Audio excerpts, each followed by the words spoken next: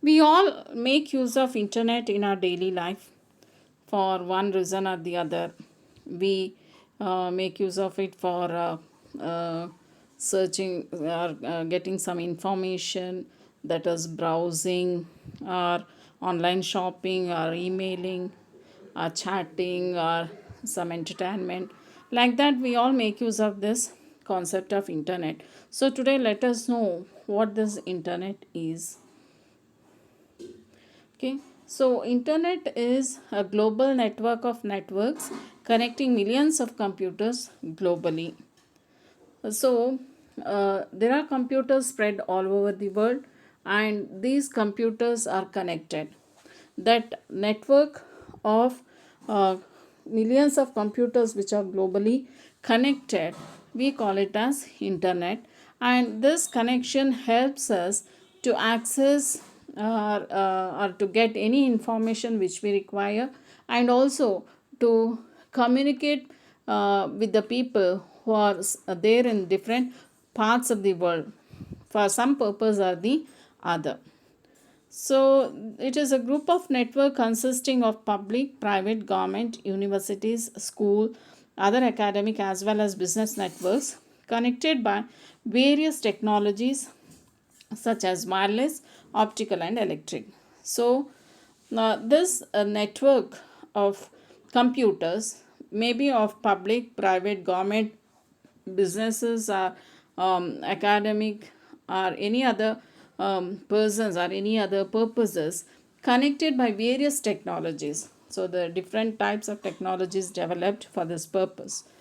So how this the concept of internet started and evolved over a period of time. So basically, for the first time it was used by US Department of Defense in 1969, and it was meant for communication between the military personnel, between the people of military, to communicate each other or with the higher authorities during the period of emergency. And this project was called ARPANET, that is Advanced Research Agency Network. And the basic purpose of ARPANET was the communication purpose among the various bodies of government, and it was at the initial stage it was not meant to be used by the private people. So initially there were only 4 nodes, and later in 1972 it was spread over the globe with 32 nodes located at different countries, and thus known as internet. So in 1972 it got spread, the connection got spread to different countries of the world, and there were 32 nodes, and finally it was termed as internet. And this internet requires certain concepts or certain programs or certain uh, important factors. We'll consider them one by one. Some of them. Web server. So a web server is a computer that run websites. Uh, so when a client computer requires some demands for some web pages, it distributes. A web server stores and delivers the content for a website. So web server stores and delivers the content for a website. And in website we see ಈ ವೆಬ್ಸೈಟಲ್ಲಿ ನಾವು ನೋಡ್ತೀವಿ ಏನೆಲ್ಲ ಇರ್ತವೆ, text, images, video, et cetera. So these are stored and delivered by the web server to the client, client server. Every website sits on a computer known as a web server. ಈ web ಸರ್ವರಲ್ಲಿ ಮುಖ್ಯವಾಗಿ there are 4 leading web servers: Apache, IIS, Lightpad, Jacksaw, and after that there are others also: Netscape's iPlanet, IBM's WebSphere, and so on. Apache Hypertext Transfer Protocol, HTTP server, the most popular web server in the world. ಈ Apache HTTP server ಅನ್ನೋದು ತುಂಬ famous web server. Developed by Apache software foundation. ಇದನ್ನು develop ಮಾಡಿರ್ತಕ್ಕಂಥದ್ದು Apache software foundation, and it can be installed on almost all operating systems, including Linux, Unix, Windows, and more. About 60% of the web server machines run the Apache web server. So it is the most common web server over the world. It is popular because of its adaptability to any kind of operating systems. Then comes Internet Information Server, IIS, is a high performance web server from Microsoft. This web server is from Microsoft. This web server runs on Windows NT 2000 2003 platforms. So these are the two famous web servers. Okay, so these web servers serves websites, the requirements for websites, that is, it stores and delivers the content for websites, that is images, text, videos, etc. Okay, then the next one is browser. So browser is an application software for accessing the www, that is World Wide Web. Okay,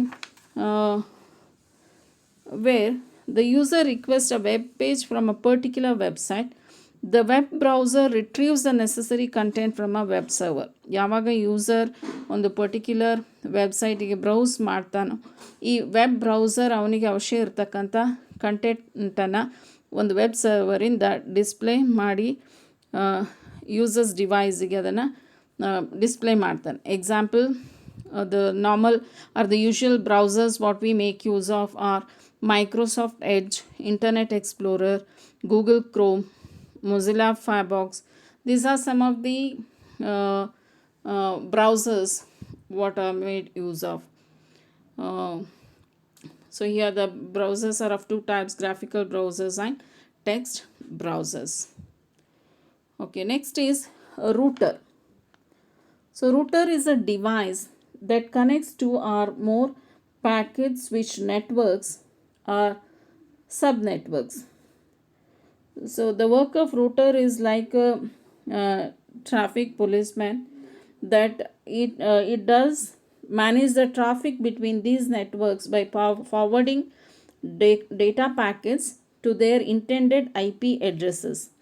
ಯಾವ ಅಡ್ರೆಸ್ಸಿಗೆ ಡೇಟಾವನ್ನು ಕಳಿಸ್ಬೇಕು ಆ ಅಡ್ರೆಸ್ಸಿಗೆ ಅದನ್ನು channel ಮಾಡ್ತಕ್ಕಂಥ, root ಮಾಡ್ತಕ್ಕಂಥ ಕೆಲಸವನ್ನು ಈ router device ಮಾಡುತ್ತೆ, ಮತ್ತು allowing multiple devices to use the same internet connection.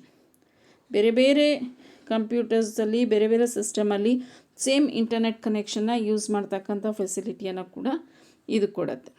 So this router sees that there is no problem in getting the information by the user. So the next is Internet Service Provider, ISP. So what is this Internet Service Provider? ISP is, it may be a company or an organization that provides internet connections and services to individuals and organizations. ಇವರು ವ್ಯಕ್ತಿಗಳಿಗೆ ಅಥವಾ ಸಂಸ್ಥೆಗಳಿಗೆ ಈ internet ಕನೆಕ್ಷನ್ಸನ್ನು ಒದಗಿಸ್ಕೊಡ್ತಕ್ಕಂಥ ಸಂಸ್ಥೆಗಳು. In addition to this, they also provide software packages such as browsers, emails, accounts and personal websites or home page. ಹಾಗೆ ಕೆಲವೊಂದು ಸೇವೆಗಳನ್ನು ಕೂಡ ಈ ಇಂಟರ್ನೆಟ್ ಸರ್ವಿಸ್ ಪ್ರೊವೈಡರ್ಸ್ ಕೊಡುವಂಥದ್ದು. The next comes internet protocol.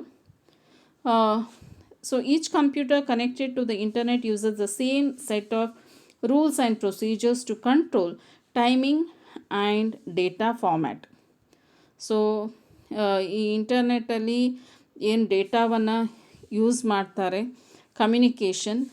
So there are certain set of rules governing the format of data sent via the internet local networks from one computer to another. ಒಂದು ಕಂಪ್ಯೂಟರಿಂದ ಇನ್ನೊಂದು ಕಂಪ್ಯೂಟರ್ಗೆ ಡೇಟಾವನ್ನು spread ಮಾಡುವಾಗ there is a particular format for that. and for that there is certain set of rules, and that is called as internet protocols. And most commonly used protocols for internet are TCP and IP, that is transmission control protocol and internet protocol. So the protocol used for web resources is HTTP, FTP, Telnet, etc. uh, Hypertext transfer protocol, file transfer protocol, and uh, telnet, etc. It is followed by, so we'll look into it in detail in the next. Then next, internet protocol address, so that is IP address system. Every computer connected to the internet must be having an address for sending or receiving TCP packets. How we have address for ourselves, there is address for computers also which are connected, and they have number system for that. IP address system, the version which used to be used before was IPv4. The version of IP that has been used was IPv4. It used to use 32-bit number to identify the computers connected to the ಇಂಟರ್ನೆಟ್ಗೆ connect ಆಗಿರ್ತಕ್ಕಂಥ ಎಲ್ಲ ಕಂಪ್ಯೂಟರ್ಸಿಗೆ ಒಂದು address ಅಂತ ಇರುತ್ತೆ, ಅದನ್ನು IP address ಅಂತ ಹೇಳ್ತೇವೆ. It's based on some numbers. So IPv4 was being used, and now it is, due to the growth of this internet, there is use of IPv6 now. So this IP address are assigned by 3 organizations. ಈ ಏನು address number assign ಮಾಡ್ತಾರಲ್ಲ ಈ ಕಂಪ್ಯೂಟರ್ಸಿಗೆ, internet ಹೊಂದಿರತಕ್ಕಂಥ ಕಂಪ್ಯೂಟರ್ಸ್ಗೆ, ಅದನ್ನು ಈ ಸಂಸ್ಥೆಗಳು ಮಾಡ್ತವೆ. American registry for internet numbers, ರೆಸಾಕ್ಸ್ IP Europeans, and Asia Pacific network information centre. IPv4 used to be based on 32-bit number to identify the computers connected to the internet. Now IPv6 uses 128 bits. It means that by comparison IPv6 has more potential, and that is why it is being used now. Then so for example, IPv4, the IPv addresses are written and displayed in human readable notations, like in case of IPv4 it used to be 172.16.254.1, like that. In case of IPv6 it used to be 2001.db8.0, like that. It used to be written in readable notations. So moving on to URL, that is Uniform Resource Locator, the standard way to express the address of any resource. A resource is the place from where we get the data, from where we get the information, and we do not know where its physical existence is. And so this URL is the standard way to express the address of any resource and its access method on the internet, that is part of the World Wide Web. So here the example is given. So http://2/ www.computerhope.com /jargon/u/url.htm. It consists of the following parts. The protocol used here is HTTP, the first part, Hypertext Transfer Protocol. Host computer is www, that is World Wide Web. This World Wide Web, W3C stands for World Wide Web Consortium, which is an international consortium of companies involved with the internet and the web page. Then domain name, here the domain name is computerhope.com. Then jargon and U are the directories used. So URL, HTM are the file names. So this is how we treat URL. It's a expression of the address of any resource from where we want to get the information. Then DNS, domain name system. Domain name system. So to make the use of internet websites more convenient and user friendly, a parallel naming system has been invented, popularly known as domain name system. What it actually does is, now when we enter a URL, or when we enter, for example, it is given here www.yahoo.com. So here the Yahoo, it's in alphabetical way. It is in alphabetic names, and this domain name system converts it into numeric, because we have said the computers, it has a new number for its address. So whatever, we do not know these numbers, so whatever we type in alphabetical form, this domain name system converts it into numeric system for the identification of the particular address. So for example, www.example.com. So here example is in numerical form. Its IP address may be 192.0.21. So it is termed as the book of the internet, phone book of the internet, because we used to have phone directory where the names used to be there, along with that the numbers used to be there. If we had known the names, we could find out their telephone numbers, like that. Here when you type the name in alphabetic names, www.example.com, it gets converted into number, IP address number. That work will be done by this domain name system. Next is the main elements of a protocol. So here it is, the first one, syntax. It refers to the format of data and signal levels. It indicates how to read the data in the form of bits. For example, a protocol may expect that the size of a data packet will be of 16 bits. If a protocol expects, protocol means it's the rules and regulations for the communication or transfer of data. So here if the protocol expects that the size of data packet will be 16 bits, in which the first 4 bits are the sender's address. The next, the format is specific here. The first 4 bits should be the sender's address, the next 4 bits should be the receiver's address, and the next 4 bits are the checksum bits, and the last 4 bits contain the message. Then the data should be in the particular format only. So every communication that is following that protocol should send 16-bit data. And that is what we call as syntax. It refers to the structure or the format of the data. So then is semantics. It refers to the meaning of each section of bits.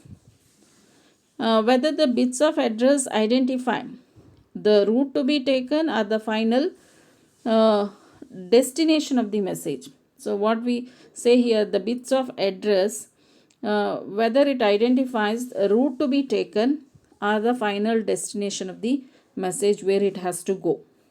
So it refers to the meaning of each section of bits. Then timing. So here in case of timing, it refers to 2 features: when data should be sent and how fast they can be sent. And a sender, for example, a sender can send the data at a speed of 100 megabytes per second, but the receiver may consume it only at a speed of 20 megabytes per second. Then there may be data loss. So there should be proper synchronization of the sender and the receiver.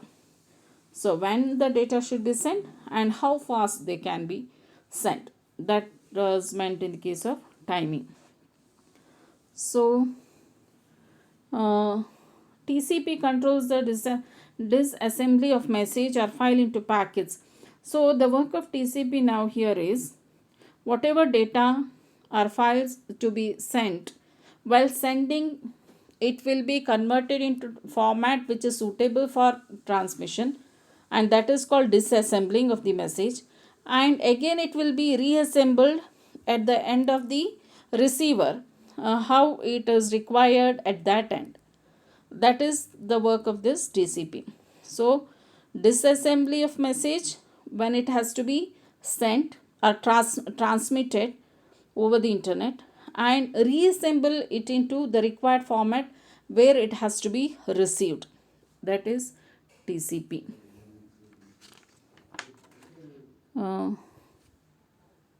Transmission Control Protocol. Then HTTP, Hypertext Transfer Protocol, is a set of rules for transferring files. We have already said in case of protocol, it is set of rules for transferring files. The files may be type of text, graphic messages, graphic images, sound, video and other multimedia files.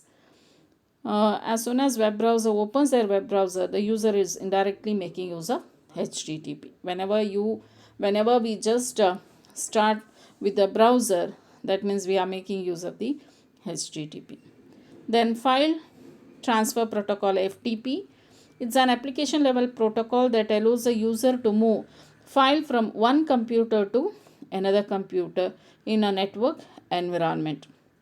So to do this, the server address or host name such example ftp.microsoft.com, and one requires the username and password to do this, the transferring the file from one computer to another.